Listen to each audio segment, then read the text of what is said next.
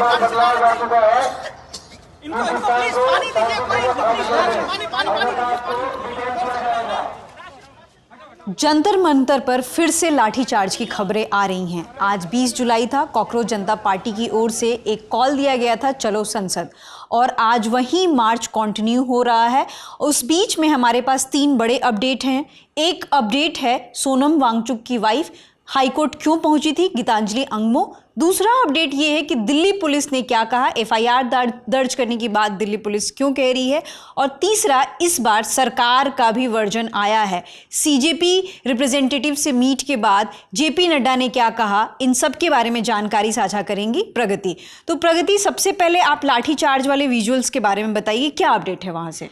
चलो संसद मार्च अभी फिलहाल चल रहा था, लेकिन प्रोटेस्टर्स जो है वो डिस्पर्स्ड हो गए हैं और जंतर मंतर पर पुलिस ने दोबारा लाठीचार्ज किया है और वहां पर टीयर गैस भी दागे गए हैं। तस्वीर आप अपनी स्क्रीन पर देख सकते हैं। इस बीच हमारे पास ये भी जानकारी आई थी कि सरकार और सीजेपी के बीच बातचीत हो गई है। इस बातचीत के बाद सीजेपी और सरकार की तरफ से क्या जानकारी आई है, पहले वो आपको बता देते हैं।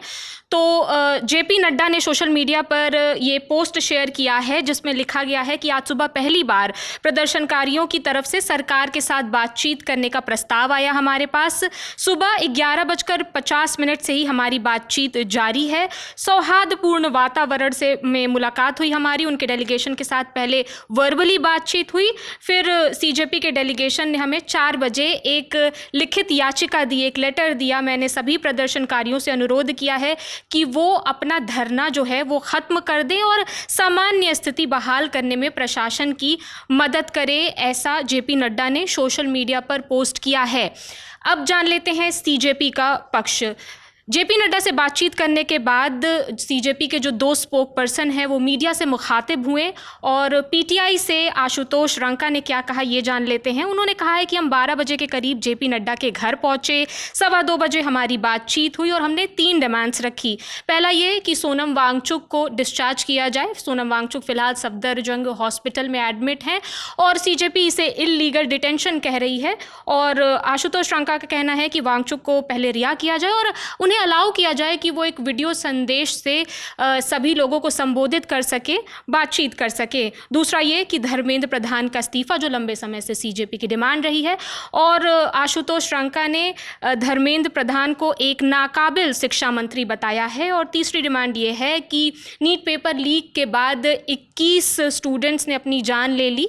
सीजेपी के रिकॉर्ड्स के मुताबिक उनके परिवारों को 1 करोड़ का कॉम्पनसेशन दिया जाए। ये 2 पक्ष हैं जो बातचीत के बाद ये जानकारी आई दोनों पक्षों की तरफ से। और आशुतोष रंका ने ये भी बताया कि जेपी नड्डा से हमारी जो बातचीत हुई है, मिनिस्टर ने ये कंफर्म किया है कि सीनियर लीडरशिप से वो बात करेंगे और जो भी अपडेट्स आएंगे फिर वो हमसे शेयर करेंगे। लेकिन इस बीच ऋतु ये बता दें कि दिल्ली में अलग अलग जगहों से ऐसी भी तस्वीरें सामने आ रही हैं जहाँ पर ये प्रदर्शन अब उग्र होता नज़र आ रहा है। ये पहली तस्वीर आप जंतर मंतर से देख रहे हैं जहाँ पर पुलिस ने लाठीचार्ज कर दिया है, टीयर गैस दागे गए हैं।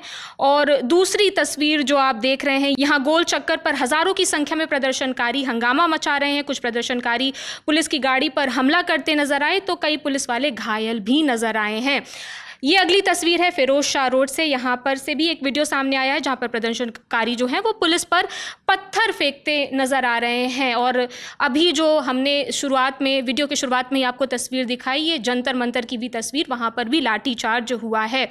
अब आज तक की संवाददाता सृष्टि ओझा की तरफ से भी एक अपडेट आया, वो भी आपको बता दें कि दिल्ली पुलिस प्रदर्शनकारियों के खिलाफ एफआईआर रजिस्टर करेगी, ये भी जानकारी सामने आई है।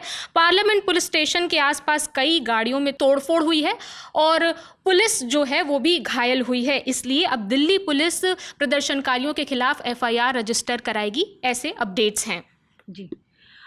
इस बारे में एक और अपडेट हाईकोर्ट की ओर से है। सोनम वांगचुक की जो वाइफ हैं वो हाईकोर्ट पहुंची थी इस अपील से कि सोनम वांगचुक को जबरन सफदरजंग अस्पताल में एडमिट किया गया है तो वहां से उनको रिलीज़ किया जाए।